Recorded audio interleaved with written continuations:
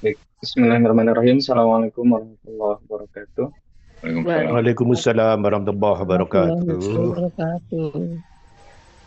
Innalhamdulillah nahmaduhu wa nasta'inuhu wa nastaghfiruh wa na'udzu billahi min syururi anfusina wa min sayyiati a'malina may yahdihillahu fala mudilla lahu wa may yudlilhu fala hadiyalah. Asyhadu an la ilaha illallah wa asyhadu anna Muhammadan abduhu wa rasuluhu alladzi la nabiyya wa la rasula ba'dah. Hadirin rahimakumullah, Bapak dan Ibu yang insyaallah dirahmati oleh Allah. Pertama-tama kita panjatkan puji syukur kita kehadirat Allah Subhanahu wa taala atas segala karunia-Nya, atas segala rahmat-Nya dan atas segala kesempatan untuk bertaubat dan memperbanyak bekal kita menuju darul akhirah.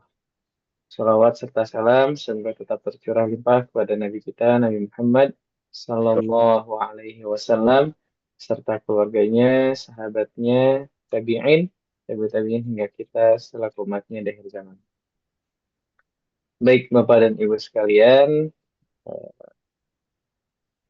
insya Allah di sini kita akan memurojaah. Bagi saya yakin insya Allah Bapak dan Ibu sudah banyak mengetahui tentang materi ini, tapi ada baiknya kita terus memurojaahnya, terus mengulang-ulang kembali agar menjadi tadzkiratan, agar menjadi pengingat bagi kita.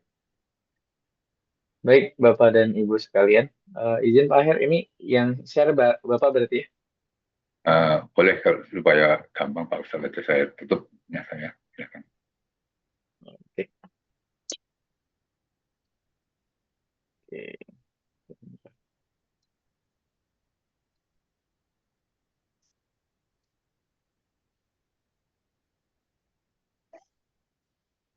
Bisa kan? Oke, bisa Pak.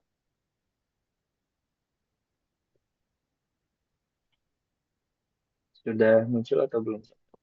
Ya, alhamdulillah.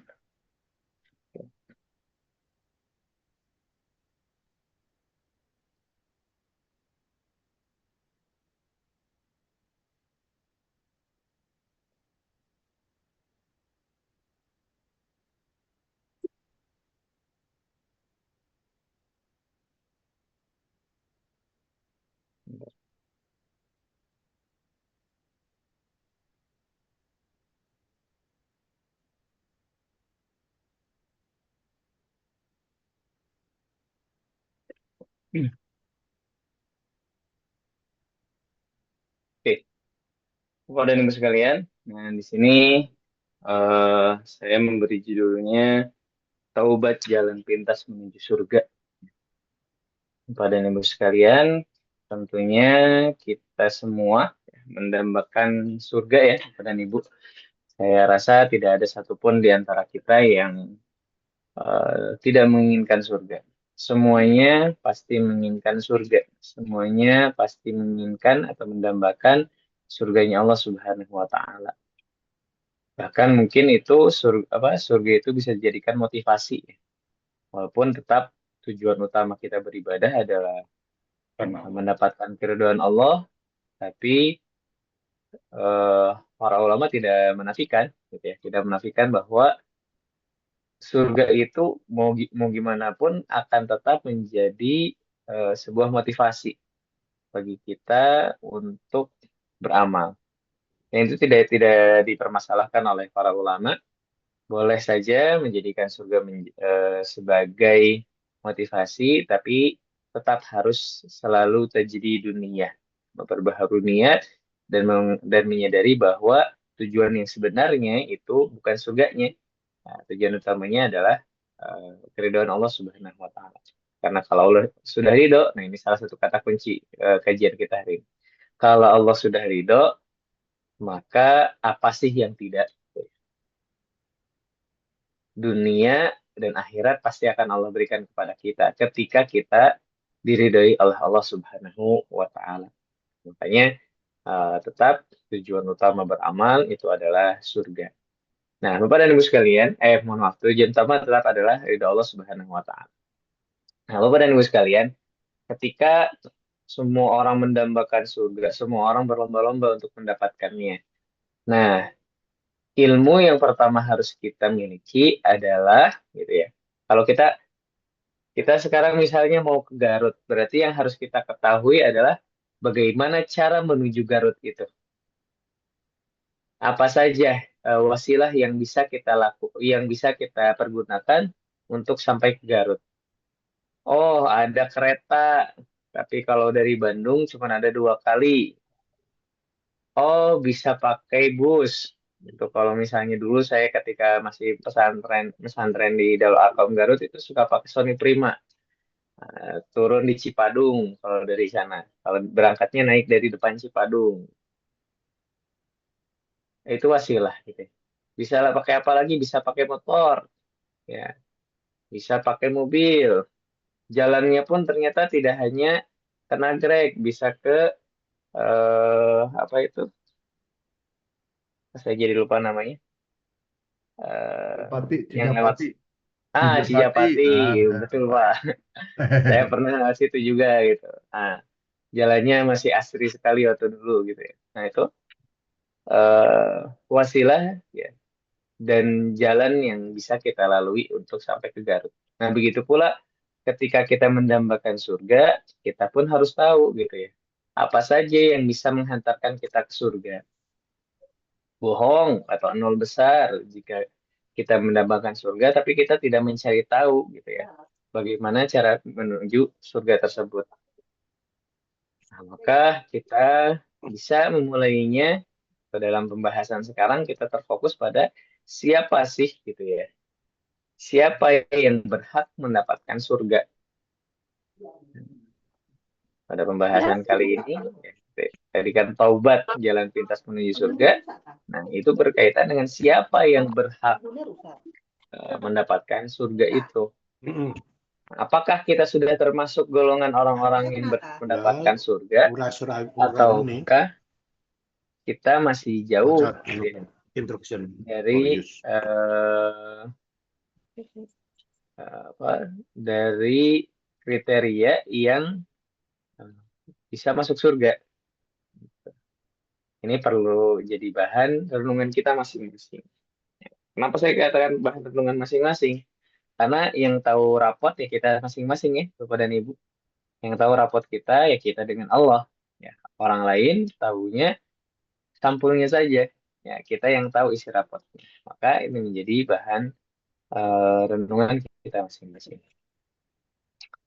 Oke, nah kita lihat di dalam Al-Quran siapa saja yang berhak mendapatkan surga. Nah, Bapak dan Ibu sekalian, minimalnya ada 3 kriteria ya, atau kategori yang orang-orang ini itu Allah pastikan surga bagi mereka. Allah janjikan surga bagi mereka.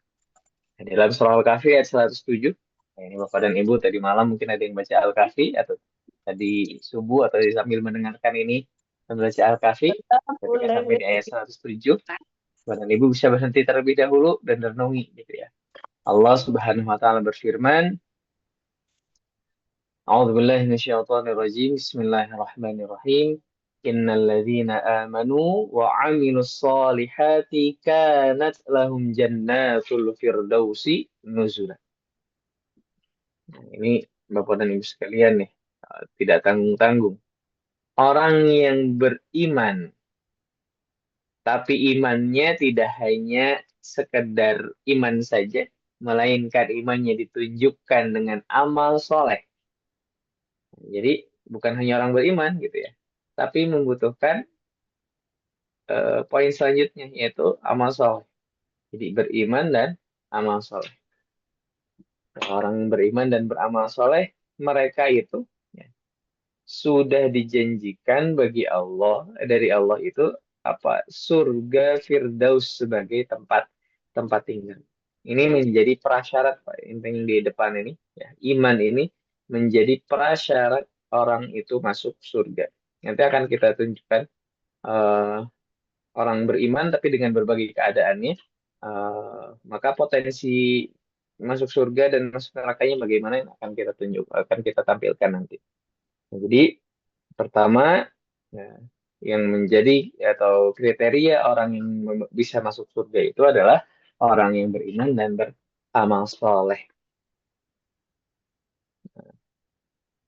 Ini sebetulnya Bapak dan Ibu ya, eh, kata amil solihat itu bisa dikatakan dia adalah taukid atau penguatan. Kenapa?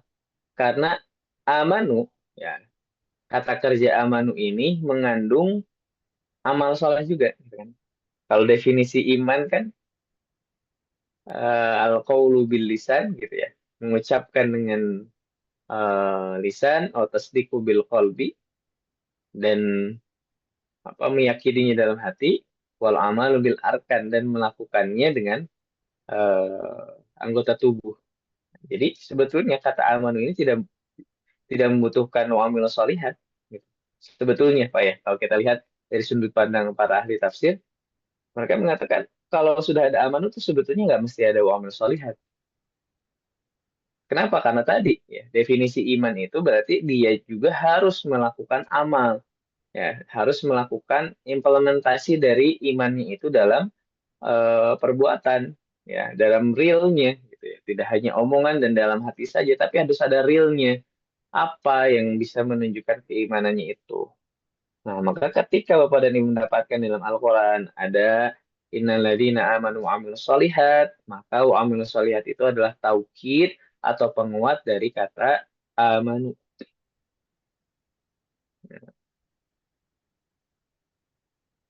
Jadi kalau misalnya bisa kita terjemahkan ulang gitu ya. Sesungguhnya orang-orang beriman dan benar-benar menunjukkan keimanannya dengan amal soleh. Kalau di sini kan kalau terjemah kemenak dan beramal soleh gitu ya. Tapi kalau misalnya kita melihat kepada penafsiran para ahli tafsir tadi, bahwa sebetulnya amal soleh itu sebetulnya nggak usah ada. Ya. Kalau udah ada amanu, terus ada amal solehat berarti penerjemahannya, sungguhnya orang-orang yang beriman dan benar-benar mempraktekkan keimanannya itu dengan amal solehnya. Gitu. Kanat lahum jannatul firdausi nuzula. Maka dia pasti akan mendapatkan surga Firdaus. Ya, sudah ditetapkan bagi mereka surga Firdaus. Kemudian, ah, innal muttaqina fi jannati wa na'im. Bahwa orang yang bertakwa itu mereka dijanjikan Allah jannatin wa na'im atau jannati wa na'im. Nah, Bapak dan Ibu sebetulnya, nah lagi-lagi ini. Ketika sudah ada kata jannat, na'im itu sudah tidak usah ditampilkan sebetulnya. Kalau misalnya kita melihat dari sisi bahasa. Karena kata jannat sudah mengandung kata na'im. Ya. Jadi jannat tidak mungkin di dalam jannat ada azab. Gitu ya. Di dalam jannat sudah pasti isinya na'im semua. Makanya ketika di Al-Quran ada kata na'im, itu banyak ditafsirkan sebagai jannat, sebagai surga. Nah, ketika ada jannat dan na'im, berarti na'im ini adalah taukid atau penguatan. Jadi bahwasanya orang-orang yang bertakwa itu sudah dipastikan oleh Allah berada di surga dan benar-benar menikmati semua kenikmatan yang ada di dalamnya. Jadi nggak ada orang yang di surga terus saya malas mager untuk menikmati nikmat Allah. Nggak ada. Semua yang masuk surga mereka akan benar-benar menikmati kenikmatan yang Allah berikan. Nah, Bapak dan Ibu sekalian, nah ini ya. Ini keadaannya ada iman ya, Bapak dan Ibu. Kalau tidak ada iman ya sudah Pak dipastikan tidak akan masuk surga. Nah, ini ketika beriman maka terbagi jadi 6 setidaknya. Yang pertama, banyak amal, tidak ada dosa, masuk surga tanpa hisab. Kemudian, banyak amal, ada dosa, kemungkinan mendapatkan maghfirah. Ya, kemungkinan besar mendapatkan maghfirah dan masuk surga. Tapi tentunya melalui hisab terlebih dahulu. Kemudian ada amal, tapi banyak dosa. Nah, kemungkinan transit ada gitu ya. Kemungkinan transit di neraka ada, tapi juga kemungkinan mendapatkan maghfirah Allahnya itu ada juga. Nah, ini makanya ada masyiatullah. Ya, kehendak Allah, kumaha Allah gitu ya. Gimana Allah? Ya, Allah mau kasih ampunan terserah Allah, Allah mau memasukkan dia ke neraka dulu, itu juga terserah Allah. Ini ketika amal dan dosa itu ya setimpal. Ya. Kemudian sedikit amal, sedikit dosa, yang sama-sama sedikit, gitu ya. Nah, sama seperti yang di atas, gitu ya. Kemungkinan transit ada, tapi dapat maghfirah pun juga ada. Nah, yang berbahayanya ini Pak, sedikit amal banyak dosa. Nah, ketika sedikit amal banyak dosa, ini kemungkinan besarnya transit karena timbangan dosanya lebih berat. Yang berbahaya itu adalah tidak ada amal banyak dosa. Pasti transit di neraka. Nah, ini keadaan ketika ada iman. Kan tadi prasyaratnya adalah innalladzina amanu ya Bapak dan Ibu. Ketika ada iman, maka kemungkinannya ini. Ya. Ini pun yang terakhir ya walaupun dia pasti transit di neraka, makanya saya bahas lagi transit. Karena kalau transit itu tidak selamanya. Ketika ada hadir iman, ada iman, gitu ya, dia masih ada iman pada Allah, maka dia hanya transit. Ya, tapi kata hanyanya itu dalam tanda kutip gitu ya. Hanyanya di neraka ya tetap lama dan menyiksanya apa dan menderita. Maka jangan sampai kita transit. Nah, Bapak dan Ibu sekalian, dari potensi 6 ini yang berkaitan dengan kajian kita sekarang, itu bisa kita kerucutkan menjadi 4. Ya. Banyak amal, tidak ada dosa. Banyak amal, ada dosa. Ada amal, banyak dosa. Sedikit amal, sedikit dosa. Nah, Bapak dan Ibu sekalian, ada kesamaan dari semuanya. Ya. Ada kesamaan dari semuanya, yaitu tidak adanya dosa. Atau adanya ampunan dari Allah Subhanahu wa Ta'ala. Nah, jadi kesamaan nih. Ini bisa masuk surga semua, gitu ya. Tanpa harus transit dulu. Karena kan ini ada kemungkinan transit, tapi ya mungkin juga langsung masuk surga. Ya, tentunya dengan hisab tadi ya, dengan hisab kemudian masuk surga. Ini juga ada kemungkinan hisab dulu, kemungkinan masuk surga, tapi ada kemungkinan masuk nerakanya juga. Tapi ketika mereka masuk surga, gitu ya, maka ada satu kesamaan, yaitu diampuninya dosa. Diampuninya dosa. Kalau tanpa diampuninya dosa, maka tidak ada kesamaan ini. Ini X ini, merah. Kalau misalnya tidak ada ampunan terhadap dosa-dosa itu. Nah, makanya Bapak dan Ibu sekalian, banyak yang mengatakan juga bahwa rahmat Allah, salah satu rahmat Allah yang tertinggi adalah maghfirahnya Allah Subhanahu wa Ta'ala. Rahmat itu kan mengandung Rahman Rahim ya. Jadi kata Rahman dan Rahim itu kan dari kata rahmatun. Rahman itu untuk semuanya, baik yang beriman dan tidak beriman. Rahim itu khusus untuk orang yang beriman. Kalau kita merujuk pada tafsir Ibnu Katsir. Nah, dan ampunan Allah atau maghfirah Allah ini, ya, itu lebih kepada rahim. Ya, hanya untuk orang beriman saja. Ampunan. Karena untuk orang yang tidak beriman tidak ada ampunannya Allah Subhanahu wa Ta'ala. Nah, ini ya, diampuninya dosa. Ada satu kesamaan dari 4 poin tadi, 4 kriteria orang tadi, yaitu diampuninya dosa. Adapun yang pertama, mereka ini Pak, gitu ya, banyak amal yang tidak ada dosa. Kenapa kok tidak ada dosa? Karena mereka sudah bertobat terlebih dahulu sebelum wafat. Ya, Pak ya, Bu ya. Kenapa kok bisa tidak ada dosa? Bukankah setiap dalam hadis itu eh setiap kita adalah orang yang berdosa gitu ya. Illa man taba tadi kan di akhirnya. Kecuali orang yang bertobat. Setiap dari kita pasti ada dosa gitu ya. Baik yang terasa ataupun tidak. Hanya saja, nah, golongan yang pertama ini mereka banyak amal dan banyak bertobat. Ya, mereka banyak amal dan segera bertobat juga. Makanya saya katakan tadi, ada satu kesamaan dari keempatnya, yaitu diampuninya dosa oleh Allah Subhanahu wa Ta'ala. Nah, maka Bapak dan Ibu sekalian, ada penghalang bagi orang beriman untuk masuk surga. Penghalang itu bernama dosa. Ya, walaupun bagi orang yang beriman, penghalang ini tidak abadi, tidak kekal. Kayak tadi saya bahasakan transit. Tapi bagi orang yang tidak beriman, maka penghalang ini abadi, kekal selamanya. Kenapa? Karena mereka tidak beriman pada Allah Subhanahu wa taala. Kayak tadi saya katakan, saya ulang-ulang berkali-kali. Prasyaratnya adalah iman. Ketika sudah beriman, maka yang namanya penghalang ini, walaupun ada penghalang gitu ya, walaupun ada penghalang, tadi penghalangnya tidak kekal. Penghalangnya akan eh, Allah cabut juga suatu saat. Walaupun orang tersebut harus transit terlebih dahulu di nerakanya Allah Subhanahu wa taala. Wa iyadzubillah. Nah, Bapak dan Ibu sekalian, nah, kita lihat apakah betul penghalang tersebut bernama dosa. Allah berfirman dalam surah Thaha ayat 74, A'udzu billahi minasyaitonir rajim. Bismillahirrahmanirrahim. Innahu may ya'ti rabbahu mujriman fa inna lahu jahannama la yamutu fiha wa la yahya. Masya Allah. Ini menakutkan sekali Bapak dan Ibu. Barang siapa yang datang kepada Tuhannya mujriman dengan membawa dosa. Tadi Pak, makanya saya tadi di ini ya. Ah, oke. Di sini.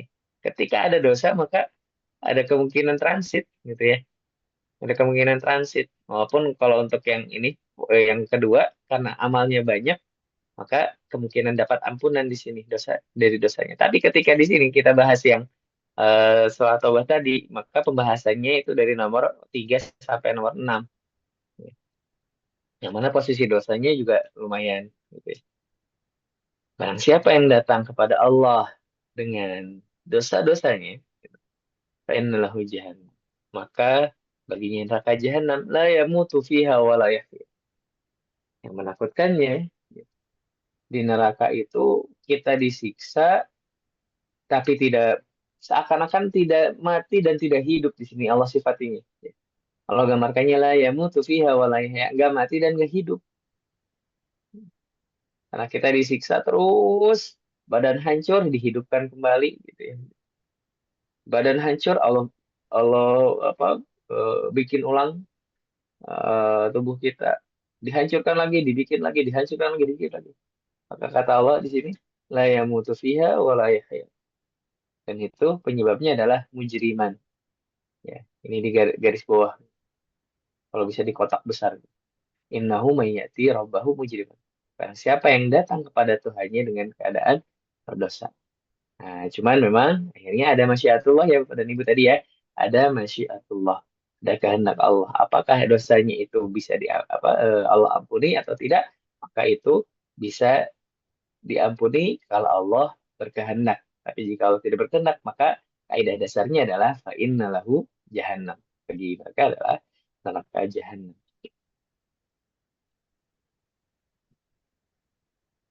Nah, dalam Al-Maidah ayat 72 Allah juga berfirman yang tidak jauh gitu ya. Innahu may yusyrik billahi faqad harramallahu alaihil jannah. Kalau tadi mah fa innalahu jahannam, kalau ini harramallahu alaihil jannah. Nah, berarti kalau udah diharamkan baginya surga, berarti yang dihalalkan baginya adalah kebalikannya. Nauzubillah. Dan ini bagi orang-orang yusyrik billah. Nah, tapi Bapak dan Ibu sekalian, nah, kalau kita lihat di dalam Al-Quran, Innallaha yaghfiru dzunuba jami'a. Allah itu mengampuni semua dosa kecuali yusyrik billah. Kecuali syirik yang dibawa mati. Ya, syirik yang dibawa meninggal. Adapun ketika masih hidup, dia melakukan kesyirikan, tapi sebelum wafat dia sudah bertobat, maka yang ini tidak berlaku. Ya, ayat ini tidak berlaku bagi mereka. Tapi orang-orang yang mati dengan membawa kesyirikannya, maka ini berlaku. Gitu ya. Ini berlaku bagi mereka yang masuk membawa kemusyrikan ketika meninggal.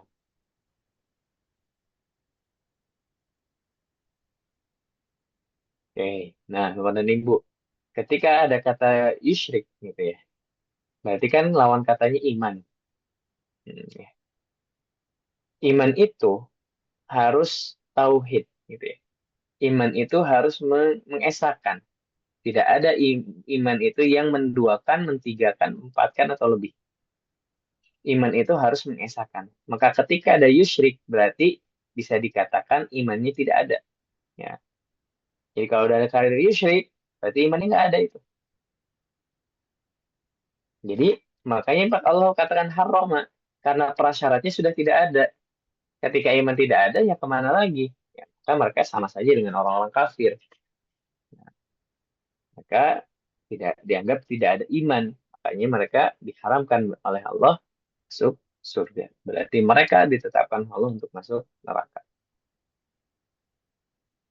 Ya, dalam An-Nisa ayat 110 Allah juga berfirman, "Wa may ya'mal su'an aw yadhlim nafsah tsumma yastaghfirillah yajidillah ghafurur rahim."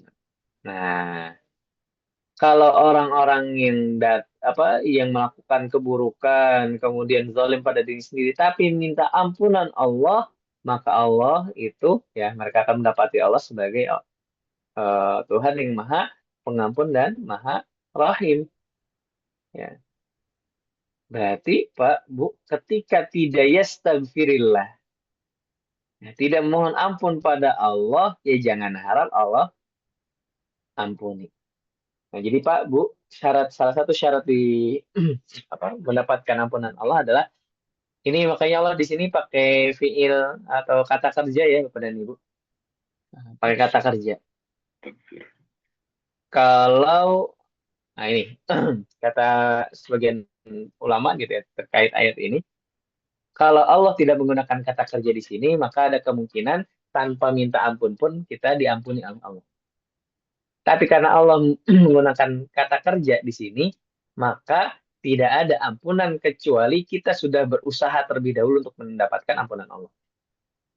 Ya, walaupun tadi gitu Pak, setelah tobat gitu ya, tergoda lagi. Setelah tobat tergoda lagi. Tapi segera tobat.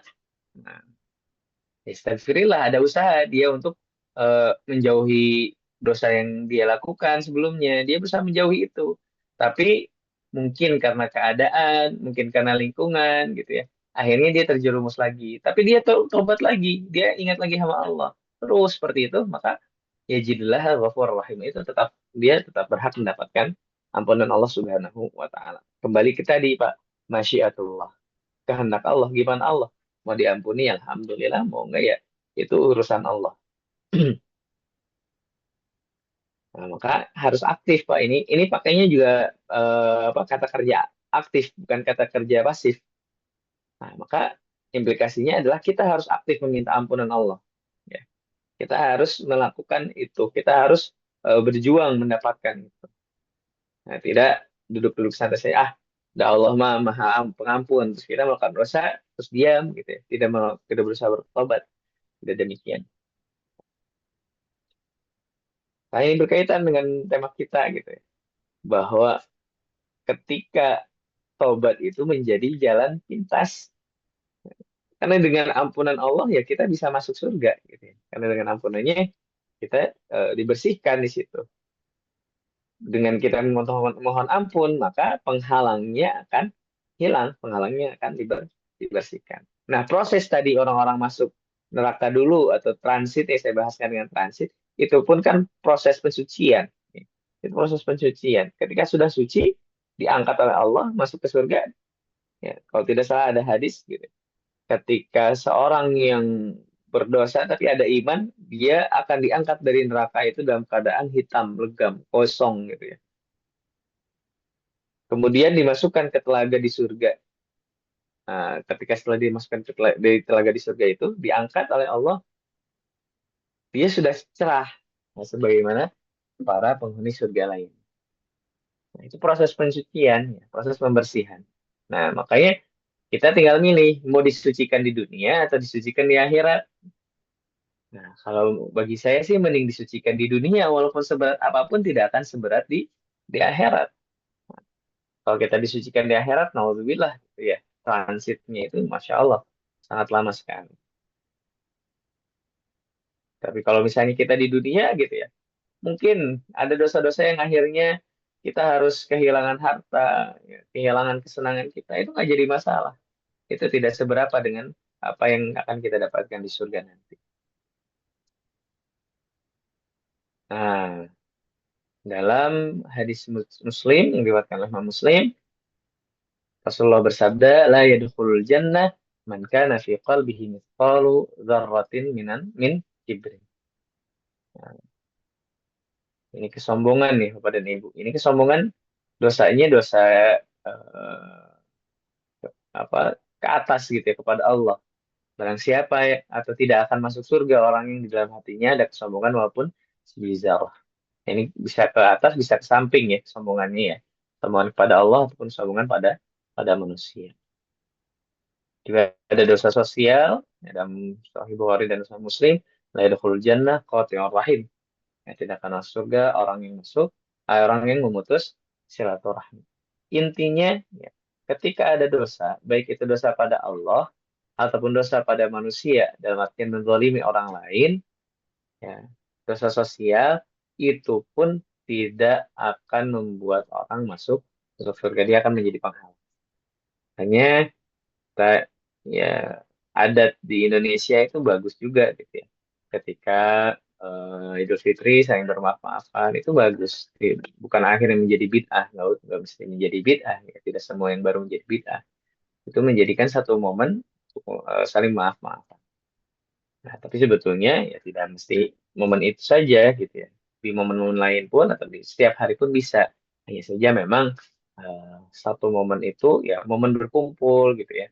Momen ketemu yang tadinya agak lama apa mungkin hanya ketemu dengan telepon saja, dengan WA saja, tapi ketika Idul Fitri ketemu, ya jadikan itu momen untuk bermaaf-maafan langsung.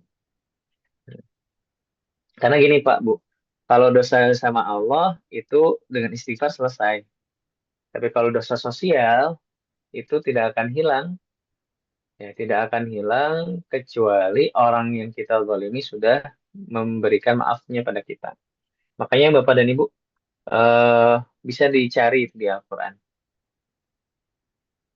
Ada kata innallaha eh, innallaha bikulli syai'in raqiba. Kemudian ada satu lagi ayat itu raqiba juga, ya. Bahwasanya Allah itu raqib. Raqib itu apa? Raqib itu Jaga. pengawas gitu ya. Raqib itu pengawas. Raqaba yuraqibu itu mengawasi. Nah, implikasi dari kata raqaba yuraqibu, muraqabatan, pengawasan, itu tidak hanya Allah Maha mengetahui, tidak hanya itu. Melainkan gini deh, kalau kita analogikan, pengawas ujian itu kan tidak hanya akhirnya ketika melihat ketika mengawas itu hanya mencatat oh si ini melakukan kecurangan. Ya. Tidak hanya itu kan. Yang dilakukan oleh pengawas itu ketika melihat gelagat ada seseorang yang oh sepertinya si fulan akan melakukan kecurangan, maka pengawas itu akan akan memberikan sinyal gitu ya, entah itu berdehem atau enggak dia mendekati orang yang tadi dicurigai akan melakukan kecurangan gitu kan. Nah, Allah pun demikian gitu ya. Allah pun ketika dengan muraqabahnya itu Allah melakukan preventif kepada manusia agar tidak melakukan dosa.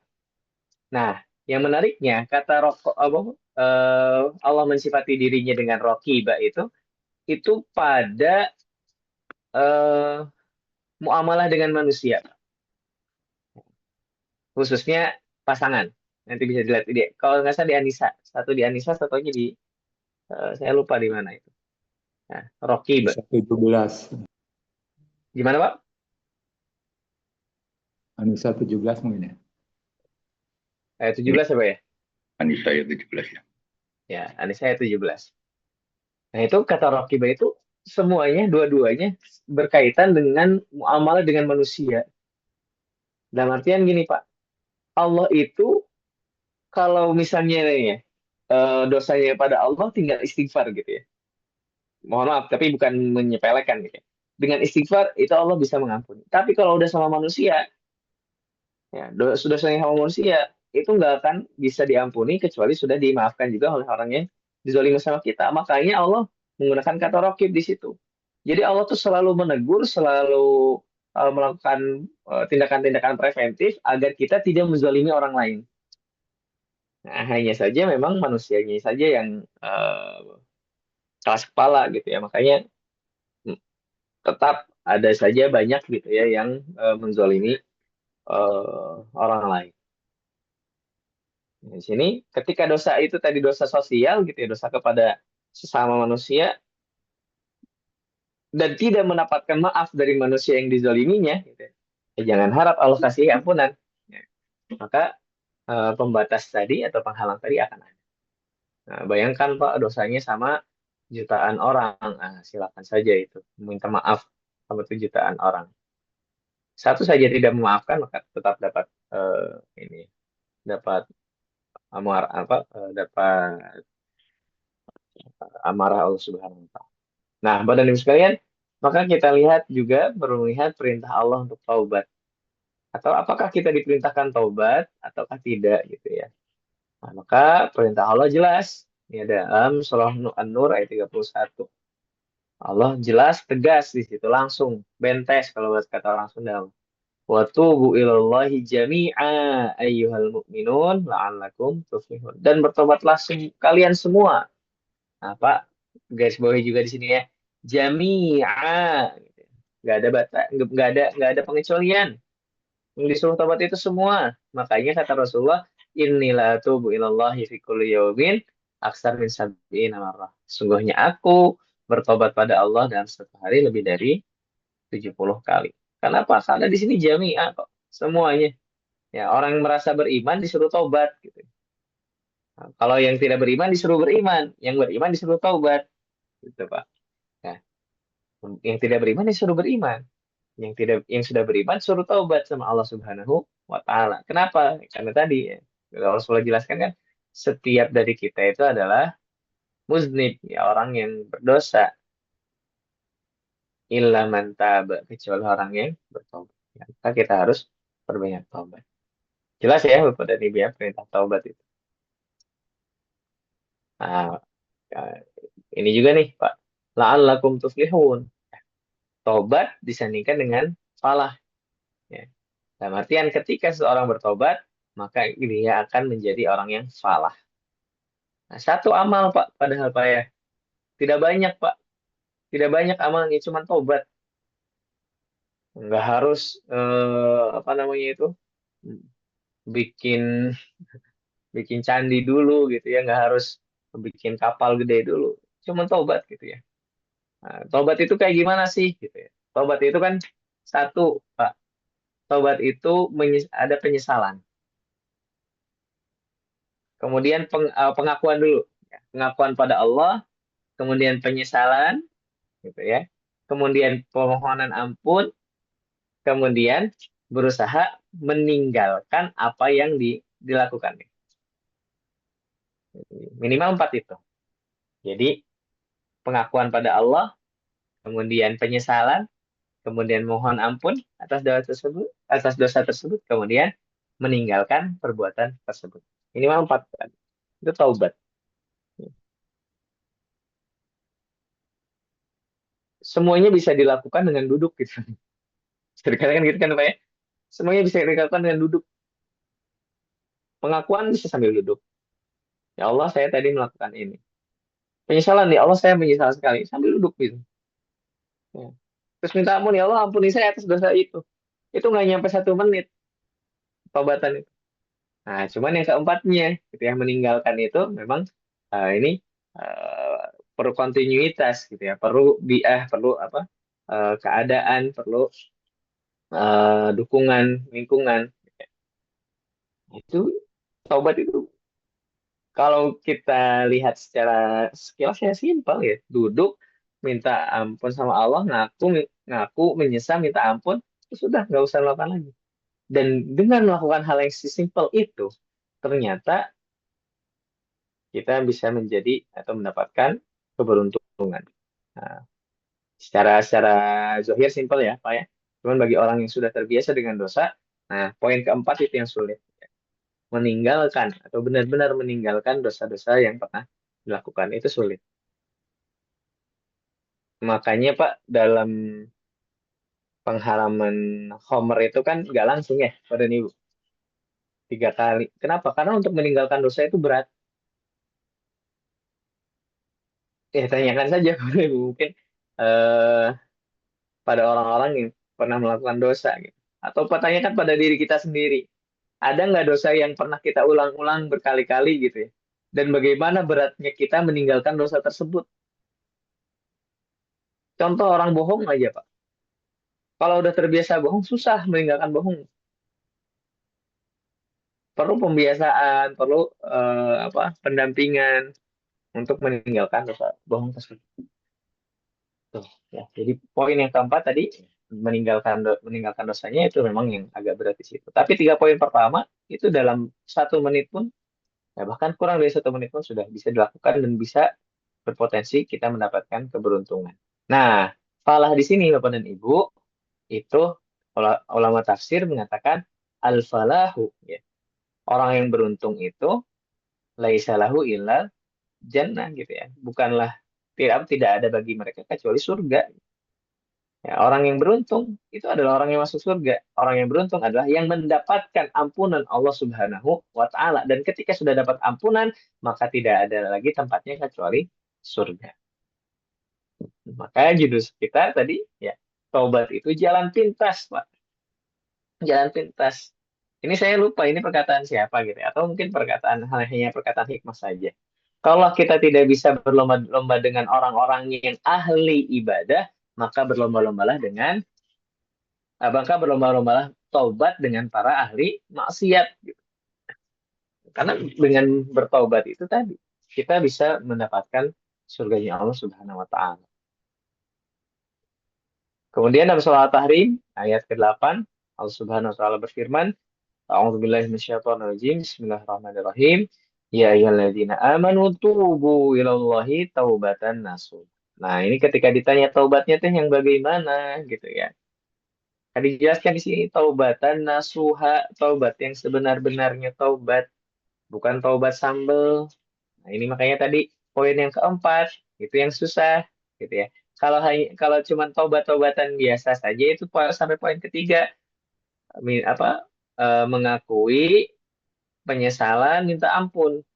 Nah, taubatan nasuha itu kalau sampai mengerjakan poin yang keempat, benar-benar meninggalkan dosa yang pernah dilakukan. Nah, itu taubatan nasuha. Tapi kalau baru sampai eh, apa poin yang ketiga, nah itu baru taubat saja, belum taubatan nasuha. Tapi dengan taubat saja pun gitu ya, potensi kita mendapatkan surganya Allah itu sangat besar.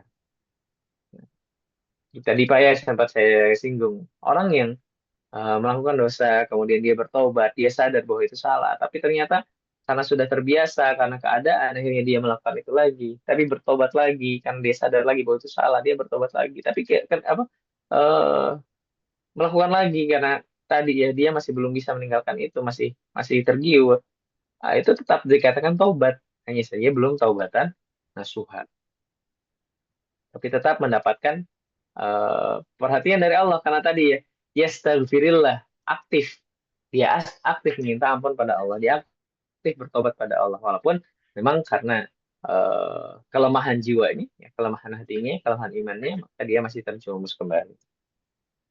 Nah Bapak dan Ibu sekalian taubat itu harus cepat. Nah ini Pak makanya tadi berlomba-lomba dengan ahli maksiat dalam taubat karena memang Allah perintahkan apa taubat itu cepat. Ya, Allah perintahkan tobat itu cepat.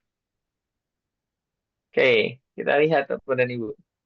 Nah, dalam Al-Zariyat ayat 50, Allah Subhanahu wa taala berfirman, "Fafirru ilallah, inni lakum minhu nadhirum mubin." Maka katakanlah pada mereka wahai Nabi Muhammad, bersegeralah kembali. Nah, ini kalau terjemahan kebenar taat ya. Segera kembali pada Allah. Sungguhnya aku adalah seorang pemberi. Sungguhnya aku adalah, mohon maaf ini tidak ada seorang. Sungguhnya aku adalah pemberi peringatan yang jelas dari oh iya betul ada seorang. Sungguhnya aku ya Nabi Muhammad sungguhnya aku yaitu Nabi Muhammad adalah pemberi peringatan yang jelas darinya untukmu. Nah, Bapak dan Ibu sekalian, fafirru itu asal katanya itu lari, Pak. Kabur ya, kabur dengan berlari. Itu firru. Ya, jadi asal arti dari firru itu kabur sambil berlari. Nah, berlarinya yang kayak gimana? Berlarinya yang berlari yang tunggang langgang yang cepat gitu ya. Itu firru.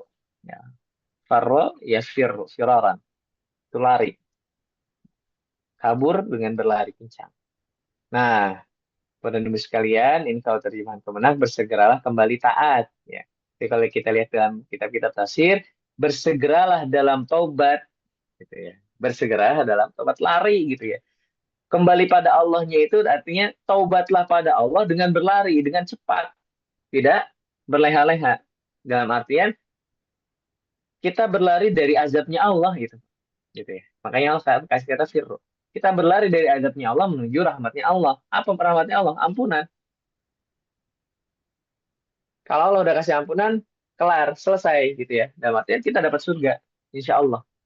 Nah, kalau kita sudah dapat ampunannya Allah Subhanahu wa Ta'ala. Tapi kalau masih ada dosa belum diampuni Allah, maka kemungkinan transit itu ada seperti yang tadi dijabarkan. Kemudian, nah, dalam Al-Imran ayat 133 ini malah wasari'u, bersegeralah gitu ya. Bersegeralah menuju ampunan Allah Subhanahu wa Ta'ala. Nah, jadi ada wasari'u, bersegera. Kalau yang tadi fafiru lari, ya larinya dengan tunggang langgang dengan segera, dengan cepat gitu ya. Yang ini sari'u, ya, segera lari ya. Bersegera itu kan bisa lari, bisa kita naik mobil terus ngebut gitu ya. Segera, wasilah apapun itu, yang penting segera. Untuk apa? Mendapatkan ampunannya Allah Subhanahu wa Ta'ala. Kemudian, nah Allah eh, menggunakan kata sabiku, Pak. Kalau sabiku ini lomba-lomba gitu ya. Berlomba-lombalah menuju ampunan Tuhan. Jadi Allah dalam Al-Quran menggunakan 3 kata. Pertama itu wasari'u, kalau kita urutkan itunya ya, wasari'u, kemudian fafirru, kemudian sabiku. Cepat, Pak.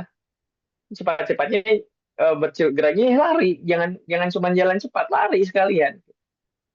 Nah, ketika berlari, maka lihat orang-orang yang bertobat, berlomba-lombalah dalam taubat. Jadi kan kalau kita lari sendiri ya, kita ngerasanya cepat gitu ya. Kalau kita lari sendiri. Tapi ketika kita ngeliat, oh, ada saingan nih dalam taubat. Ya, ada saingan, kita akan berusaha, kita jangan sampai menjadi orang yang terakhir. Kita harus menang dalam perlombaan taubat ini. Nah, makanya akhirnya timbullah tadi gitu ya ungkapan. Nah, saya lupa ini apakah kalimat hikmah ataupun yang lain. Kalaulah kita tidak bisa berlomba-lomba dengan orang yang ahli ibadah, maka berlomba-lombalah dalam taubat dengan orang-orang yang maksiat. Kita berlomba-lomba dalam taubat. Oke, mungkin itu saja Bapak dan Ibu sekalian. Jadi intinya gini Bapak dan Ibu.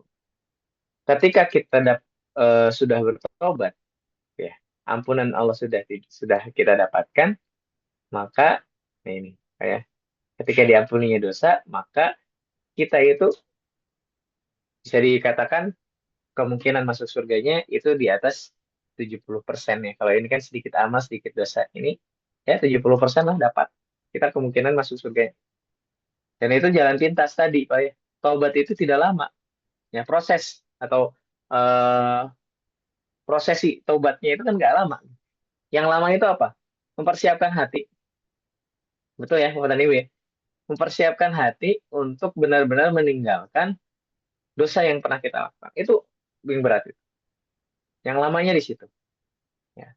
Tapi prosesi taubatnya, mengakuinya, kemudian tadi apa penyesalannya, kemudian mohon ampunnya itu cepat ya. Tapi untuk taubat dan nasuhannya ya itu yang mungkin sedikit lah. Maka ketika orang sudah bisa melakukan taubat dan taubatnya taubatan nasuha, taubat itu benar-benar menjadi jalan pintas menuju surganya Allah Subhanahu wa Ta'ala. Bahkan kalau kita lihat, kalau tidak salah, di beberapa kitab sufi ya terkait tentang sufi itu gini Pak, sufi itu bagi mereka saya nggak apa-apa, nggak punya apapun, saya nggak punya apapun nggak apa-apa, yang penting saya dapat ampunan Allah. Itu sufi. Jadi bagi mereka kalaupun nggak dapat apa-apa di dunia ini, gitu ya, Allah nggak mentakdirkan saya punya punya rumah, nggak jadi masalah. Allah nggak mentakdirkan saya punya mobil, nggak jadi masalah. Saya cuma ditakdirkan punya satu helai baju, makan sehari satu kali, nggak jadi masalah. Yang penting saya dapat ampunan Allah Subhanahu wa Ta'ala. Itu keyakinan sufi, Pak. Ya, mayoritas sufi seperti itu. Kemudian Bapak dan Ibu sekalian, ini lupa tidak saya cantumkan di sini. Nabi Adam, ya, itu ketika diturunkan oleh Allah dari surga, kayak sebelum itu, gitu ya. Kalau kita lihat dalam penafsiran tafsir Ibnu Katsir juga, ketika Nabi Adam gini,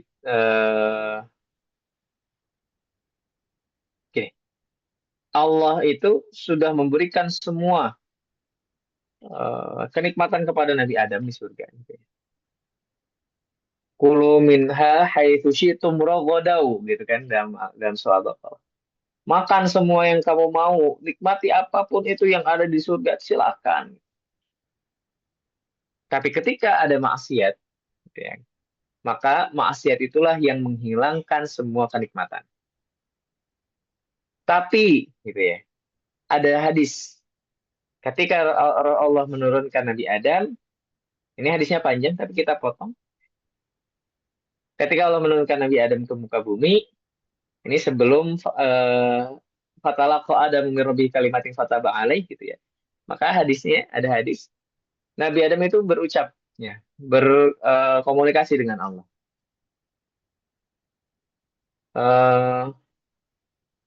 Singkatnya seperti ini. Ya Allah, apa yang akan terjadi, gitu ya, jika aku benar-benar kembali padamu, dalam artian taubat kepadamu? Apakah engkau akan mengembalikanku ke surga? Maka kata Allah, na'am. Kata Allah, iya. Dalam artian, ketika, itu udah jelas gitu ya, percakapan Nabi Adam dengan Allah, ketika Nabi Adam bertobat, Allah janjikan kembali ke surga.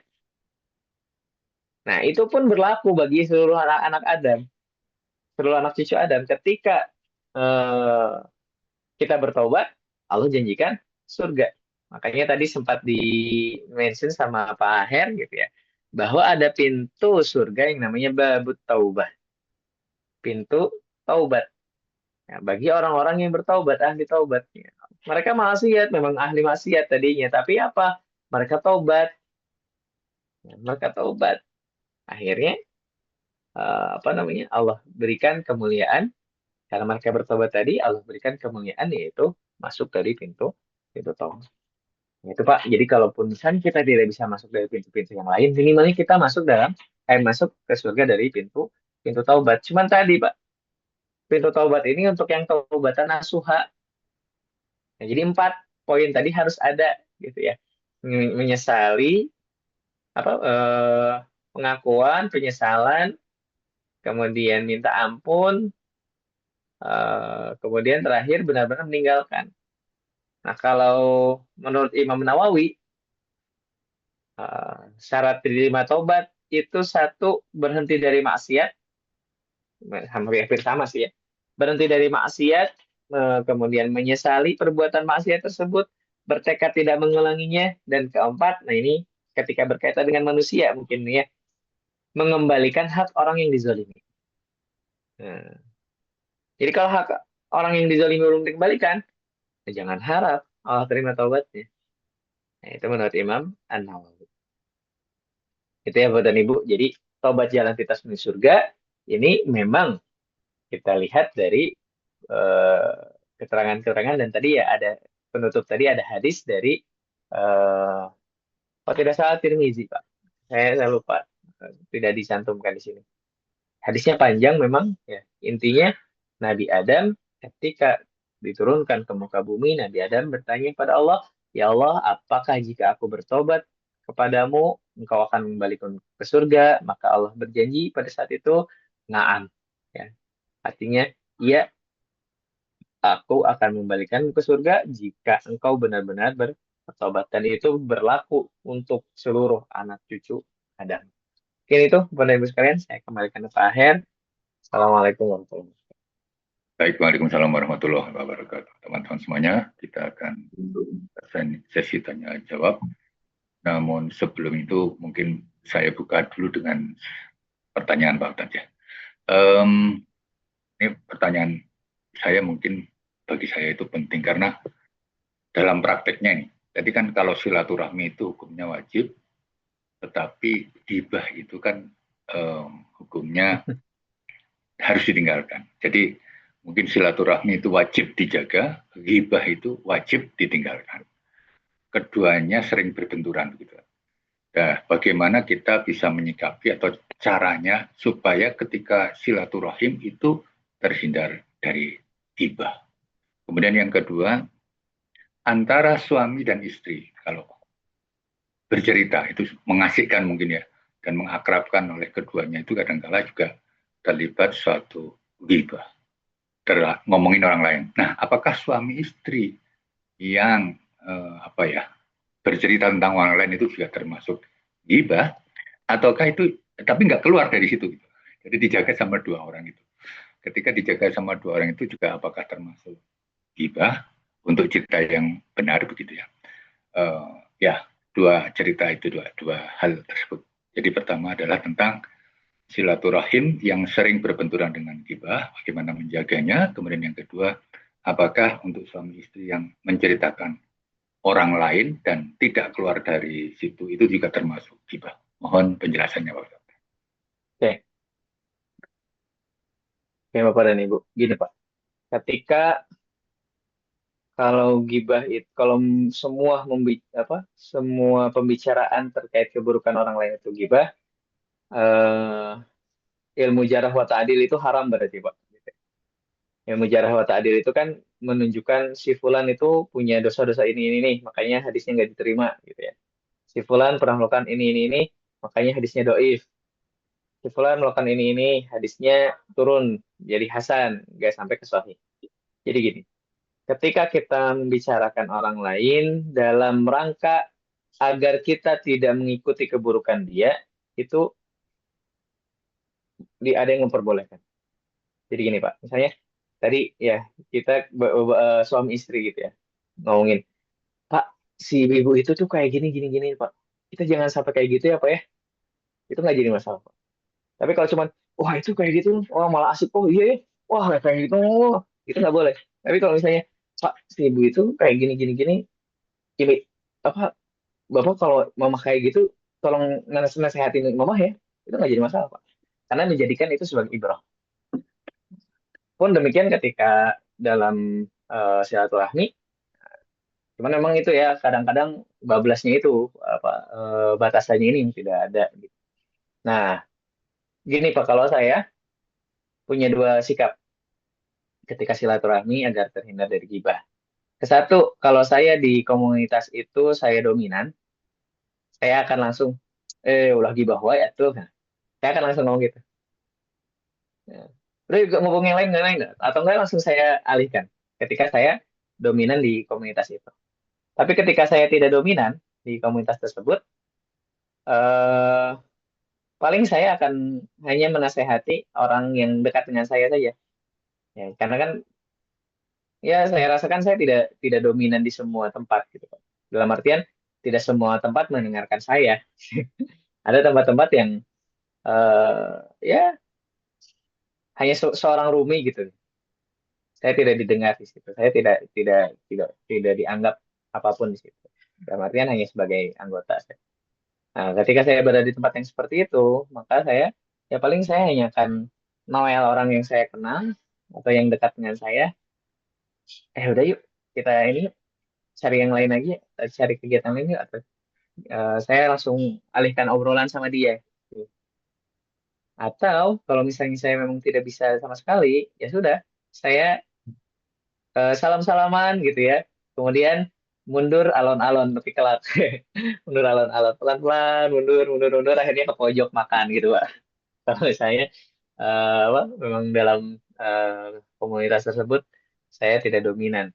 Itu sering kok, Pak. Saya sering eh, berada dalam kondisi tersebut gitu ya. Dalam dua kondisi tadi, di tempat yang saya dominan, dalam artian saya punya pengaruh di situ, saya didengar. Ketika itu ya, tapi nggak yang saya nasihatin, jangan gibah. Kalau kita gibah kan nggak akan didengar kayak gitu, Pak. Tapi sambil sambil ketawa, wah gibah wae tuh, betul tuh, gitu, langsung dialihkan. Tapi sambil sambil apa, kelakar, sambil dengan berkelakar. Nah, kalau saya berada di tempat yang saya ya hanya orang biasa saja di situ, gitu ya, tidak tidak punya apa, tidak Oh, ya tidak dianggap, ya saya akan tadi, Pak, Noel yang saya kenal ataupun saya sedikit demi sedikit mendekat ke makanan dan menjauh dari mereka. Ini tuh, Pak. Allah Allah. Baik, sekarang saya buka tanya jawab untuk kesempatan kepada para jemaah semua. Silakan.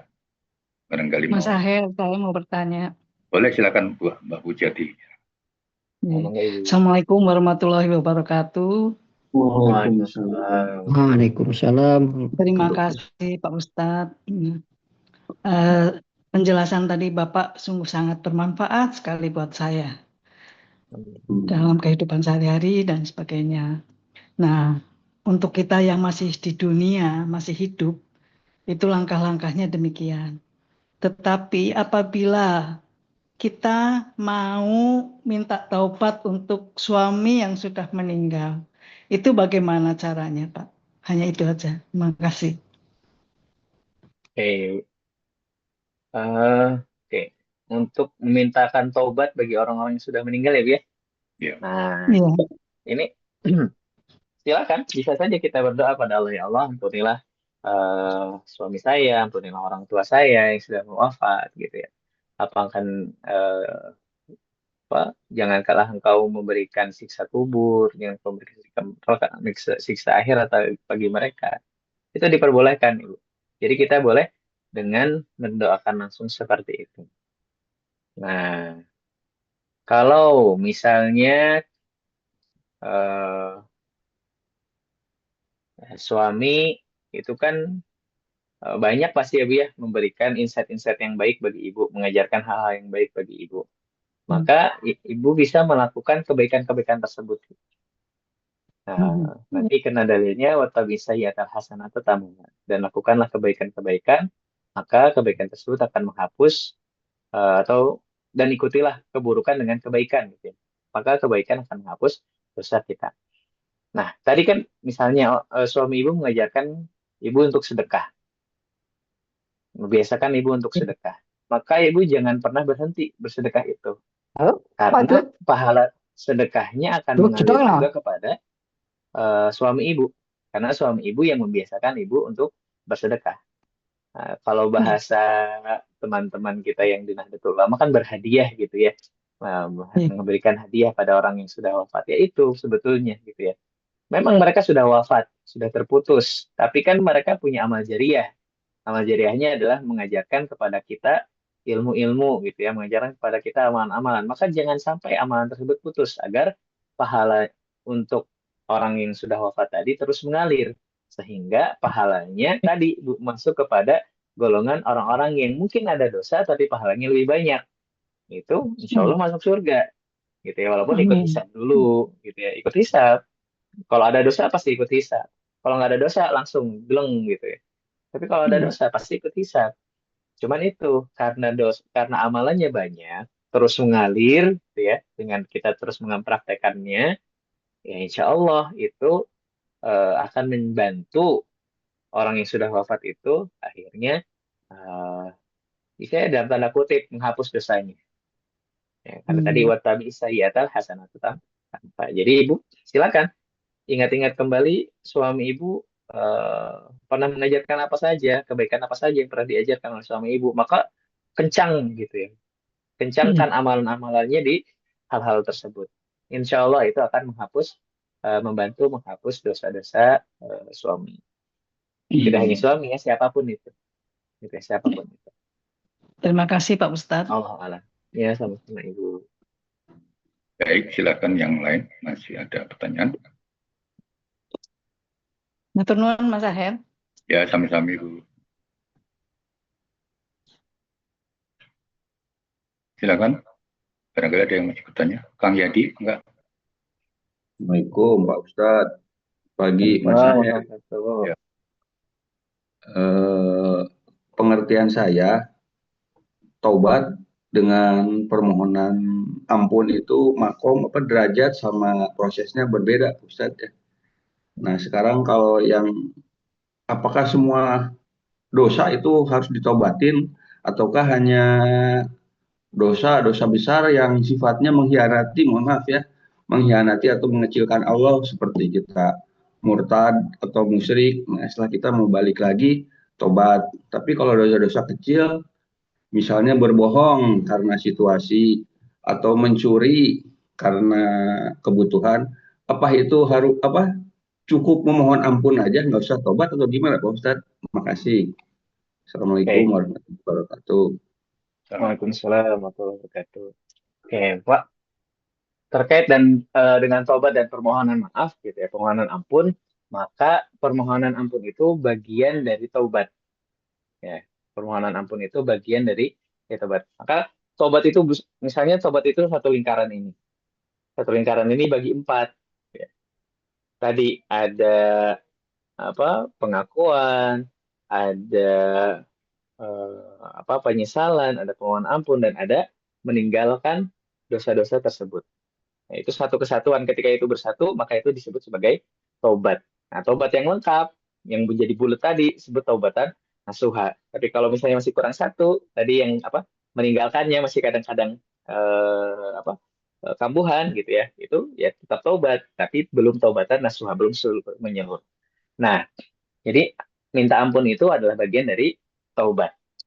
Nah, kemudian apa saja yang harus ditaubati? Nah, semuanya, Bapak.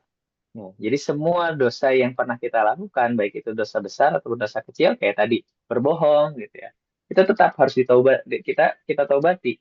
Ya, tetap harus kita taubat. Jadi apapun itu dosanya, ya, selama itu bernama dosa, maka tetap harus kita taubat.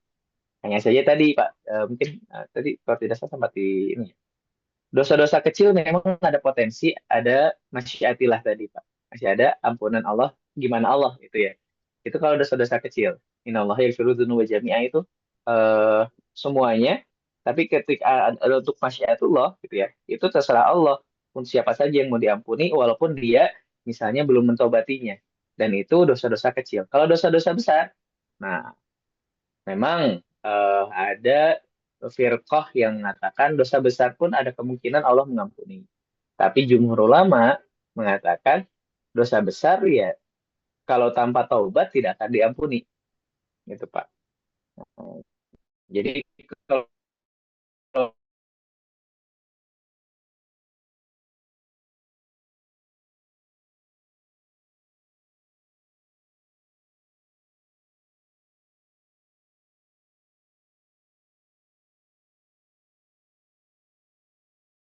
secara kolektif ya Allah saya itu banyak dosanya gitu ya. Ya Allah banyak dosanya. Bisa dengan kita menyebutkan salah satu beberapa gitu ya. Atau mungkin kita sebutkan dosa yang paling besar. Nah, pengakuan pada Allah. Tapi tanpa pengakuan satu persatu pun sudah tidak sudah sah gitu. Ya Allah saya itu banyak dosa, saya banyak lupanya gitu ya. Saya banyak khilafnya. Itu pun sudah sah gitu ya pengakuan. Nah, jadi bisa tobat yang parsial, mungkin bisa dikatakan parsial ya. Atau tobat satu-satu gitu ya. Ataupun tobat secara kolektif. Itu pun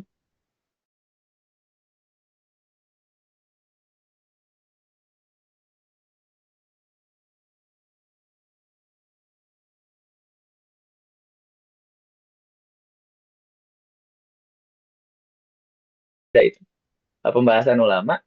Misalnya seseorang itu punya 10 dosa. kemudian dia bertobat untuk satu dosa. Gitu ya. Kenapa? Karena yang dosa-dosa lain dia masih belum bisa meninggalkannya. Nah, dia bertobat untuk satu dosa saja dulu. Gitu ya. Ya Allah, saya banyak dosa saya gitu ya. Tapi saya untuk kali ini saya tobat yang satu dulu ini deh, karena saya udah siap untuk meninggalkan dosa yang ini. Itu nggak jadi masalah. Nah, yang penting ada progres, gitu ya. Dan mudah-mudahan selesai mentobati seluruhnya sebelum ajal menjemput. Nah, memang tadi ya idealnya tobat secara kolektif, secara menyeluruh, gitu ya. Tapi kalaupun belum bisa tobat secara menyeluruh, ulama-ulama akidah ya itu membolehkan tobat-tobatan yang parsial, yang satu-satu tadi. Ya. Dari 10 dia tobatin satu dulu, nanti 9-nya dia butuh waktu untuk proses pada itu nggak jadi masalah. Yang penting ada progres dia kembali pada Allah Subhanahu Wa Taala. Dan itu saya yakin itu apa namanya akan menjadi perhatian Allah Subhanahu Wa Taala. Karena tadi Pak ya, aktif ya pakainya kata kerja aktif. Maka ketika ada orang yang dia sudah berusaha tobat, walaupun tobatnya dia baru satu gitu, tapi dia sudah bertobat, berusaha meninggalkan itu dengan sungguh-sungguh. Untuk yang lainnya dia masih berusaha, gitu kan, dia masih apa namanya, masih proses, itu nggak jadi masalah. Gitu. Jadi ada tobatan yang tadi ya kolektif secara menyeluruh, ya, kafah, ada tobat yang parsial. Jadi seluruh Pak, seluruhnya ketika dia berlebar dosa ya harus ditobati. Ya Pak, ya karena kan kalau seperti murtad atau musyrik mah kita mungkin bisa nggak balik lagi. Tapi kalau bohong atau nyuri mungkin balik lagi karena sedangkan tadi salah satu tobat itu kan nggak kembali lagi gitu ya Pak Ustadz ya. Ya, berarti kan tobatnya bukan tobatan nasuha, Pak, tapi dia sudah melaksanakan prosesi tobat gitu ya. Tapi belum bulat gitu ya. Belum bulat, masih ada celah sedikit terbuka. Nah, itu tinggal berarti dia mengusahakan di situnya. Untuk kalau makanya jadi kan sempat saya singgung juga, kalaupun kambuhan, yang penting tiga tadi terus dilakukan gitu. Dia berusaha gitu. Dia berusaha melakukan tiga yang tadi dan berusaha melengkapi yang keempat. Memang tobatan nasuha itu susah, Pak. Tobatan nasuha itu susah gitu ya. eh Tadi juga saya kasih contohnya kan bohong gitu ya. Orang yang sudah pernah berbohong itu akan sulit untuk meninggalkan kebohongannya. Nah, maka ya silakan ya bertobat dan berusaha tobatannya itu tobatan nasuha walaupun mungkin memang masih kambuhan. Itu ya tobat aja terus gitu ya. Gak jadi masalah dalam artian gini. Daripada berdosa terus tidak ditobati lebih baik mohon maaf ini bukan berarti membolehkan dengan sengaja gitu ya, membolehkan dengan sengaja tobat terus maksiat lagi, tobat maksiat lagi. Tobat berusaha meninggalkan secara totalitas, tapi kalaupun misalnya dia terjerumus lagi di lubang yang sama, nggak jadi masalah, langsung segera tobat lagi. Wasari'u tadi Pak, segera langsung tobat lagi. Terus ternyata terjatuh lagi di lubang yang sama, langsung tobat lagi. Terjatuh lagi di lubang yang sama, langsung tobat lagi. Nah, mudah-mudahan dengan seperti itu, kan tadi berproses ya Pak ya, dia meninggalkannya sedikit-sedikit. Sampai akhirnya lama-kelamaan dia benar-benar bisa meninggalkan dosa tersebut secara totalitas. Mungkin itu Pak. Jadi tetap Ya, tobat mah harus dilakukan untuk dosa apapun. nuhun Pak Ustadz. Sami-sami Bapak. Ya, jam sudah menunjukkan jam 6.32. Ustadz masih ada waktu Ustadz? Masih Pak. Baik. Boleh dua lagi. Dua pertanyaan lagi Silakan. Pak. Mas Suparna silakan. Terima kasih Pak Ustadz. Yang pertama tentang teknis, Pak Ustadz, teknis taubatan nasuha atau beristighfar itu sering mendengar ada sholat taubat, apakah ada hadisnya atau tidak ya yang sahih gitu ya. Kemudian kalau saya sih tidak melaksanakan itu, tapi suka bertawasul. Misalnya gini, ya Allah, saya sholat duha 2 rakaat ini lillahi ta'ala melaksanakan sunnah Rasulmu, semoga menjadi wasilah diampuni dosa-dosa saya. Itu saya afirmasi sebelum takbiratul ihram tadi. Apakah itu boleh? Ada contohnya atau tidak? Yang pertama. Yang kedua, apa indikator seseorang itu dosanya diampuni? Ada arti kata taubat nasuhanya diterima oleh Allah. Apakah ada tanda-tanda dalam dirinya gitu? Apa yang dia lakukan sehari-harinya setelah dia bertaubat nasuha gitu kan? Itu dua itu aja. Terima kasih Pak Aher, Pak Ustadz. Oke. Untuk sholat taubat sendiri, Pak, itu eh, di hadis At-Tirmidzi kalau tidak salah, Pak. Ya, hadis At-Tirmidzi, saya coba buka dulu ya, Pak ya.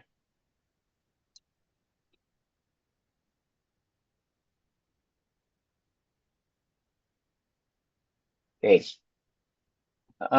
Ini bisa didapati di At-Tirmidzi dan Abu Daud. Ya. Bahwasanya kata Rasulullah tidak seorang pun, ya, ma min abdin, tidak seorang hamba pun melakukan dosa kecuali dia bersuci dengan baik, kemudian berdiri melaksanakan 2 rakaat, kemudian minta ampun pada Allah, kecuali Allah akan mengampuninya.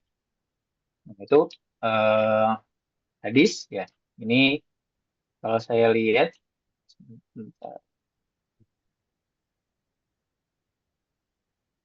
Syekh Al-Albani juga mensahkan itu, mensahihkan.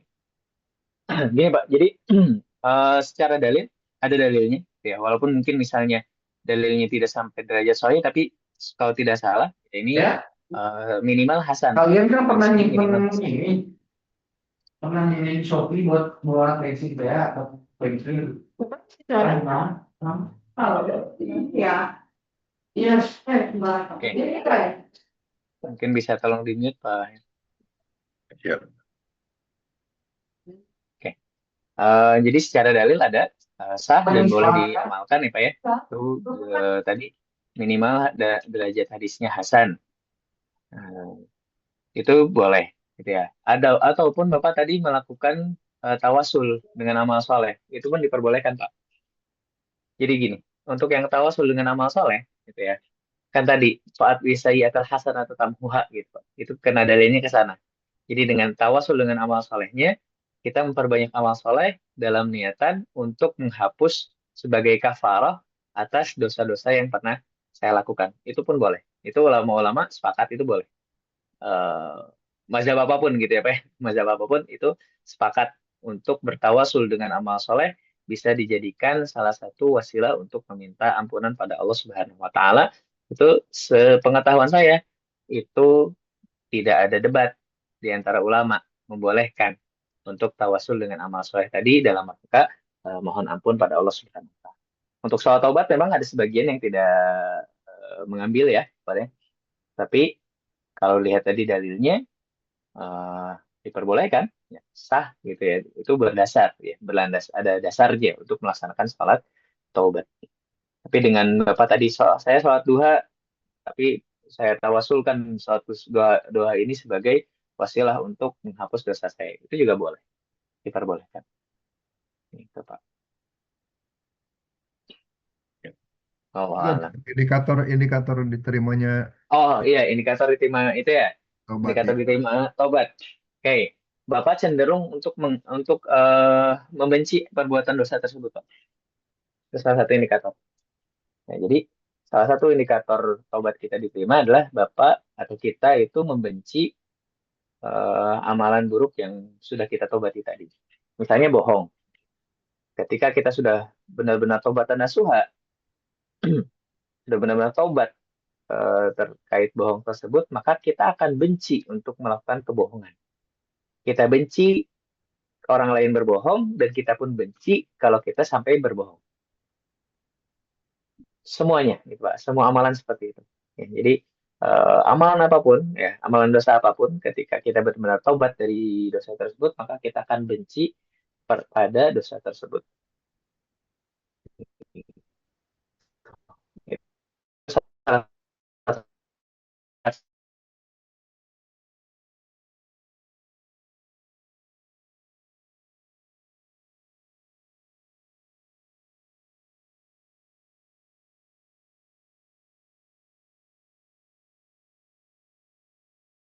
baru sampai mohon ampun untuk meninggalkannya masih masih tergoda gitu ya. Nah, itu berarti taubatnya belum taubatan nasuha gitu ya. Kita ada indikator juga taubat kita belum bisa jadi belum diterima oleh Allah Subhanahu wa taala. Karena kan kalau taubatan nasuha udah pasti diterima gitu ya, Pak ya. Kalau taubat yang tadi kan ya insya Allah keterima. Gitu. Kalau sampai 3 proses tadi insya Allah Allah ampuni. Gitu. Cuman memang kemungkinan tambuhannya akan ada. Nah, jadi kalau tobat yang benar-benar, indikatornya adalah kita benci dengan dosa yang sudah kita tobati. Gitu, Pak. Allah alam. Ya, syukran, Ustaz. Afwan. Menambahkan Pak Ustadz, kalau Ya. tentang sholat taubat itu, pandangan ulama mazhab ya, kalau Hanafiyah itu mensunahkan sholat taubat 2 rakaat. Hanafiyah juga menegaskan sholat taubat sunnah muakkad setelah dosa. Hanafiyah menganjurkan sholat taubat dengan dalil hadis Abu Bakar. Kemudian kalau Malikiyah tidak menolak sholat taubat, namun lebih menekankan taubat hati. Jadi dan tidak mengatakan bahwa sholat taubat itu bid'ah. Terus tidak ada mazhab muktabar yang mengharamkan sholat taubat. Itu Pak, mungkin barangkali tambahan dari. Ya. Ya, betul Pak. Memang tidak ada yang haramkan, tidak ada yang membid'ahkan, gitu ya. Tidak ada yang membid'ahkan, tidak ada yang mengharamkan. Silakan. Bapak mau sholat taubat, silakan. Tidak sholat taubat pun terjadi masalah. Tadi yang Maliki tadi Pak. Yang penting kita benar-benar hatinya kembali pada Allah Subhanahu wa Ta'ala. Karena itu memang intinya di situ.